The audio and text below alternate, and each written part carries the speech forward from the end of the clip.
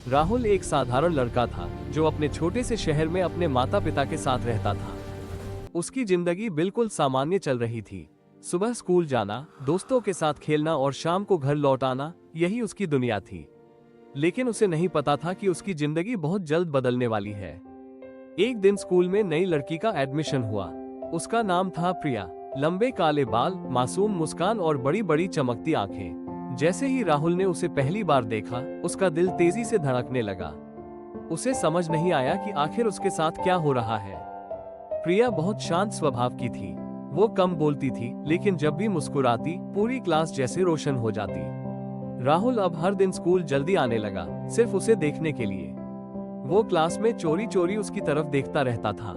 धीरे धीरे दोनों की दोस्ती होने लगी। वे साथ बैठकर बातें करते, पढ़ाई करते और कभी कभी स्कूल के बाद घर तक साथ जाते। राहुल को अब हर छोटी चीज में खुशी मिलने लगी थी। उसे लगने लगा था कि यही प्यार है। एक दिन बारिश हो रही थी। स्कूल की छुट्टी के बाद सभी बच्चे जल्दी जल्दी घर जा रहे थे। प्रिया स्कूल के गेट पर खड़ी थी क्योंकि उसके पास छाता नहीं था।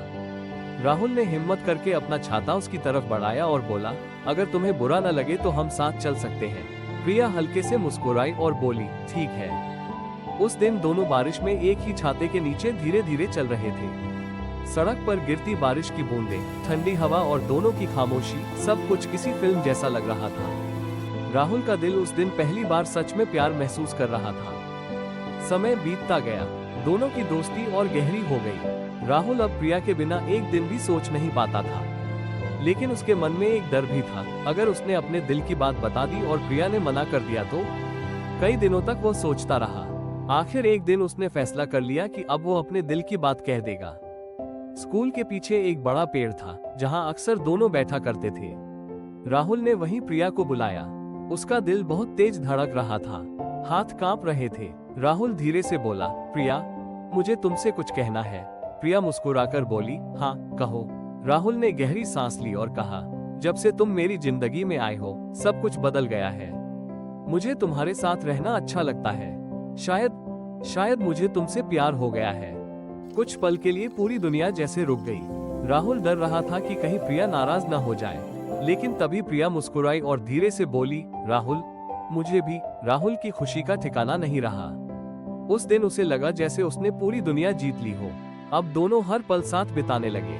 वे छोटे छोटे सपने देखते, भविष्य की बातें करते और हमेशा साथ रहने का वादा करते। लेकिन जिंदगी हमेशा एक जैसी नहीं रहती। एक दिन प्रिया ने राहुल को बताया कि उसके पापा की नौकरी दूसरे शहर में लग गई है और उसे जल्द ही वहां जाना होगा। ये सुनते ही राहुल की आंखें भर आई। उसे लगा जैसे उसकी दुनिया टूट रही हो। प्रिया भी बहुत उदास थी।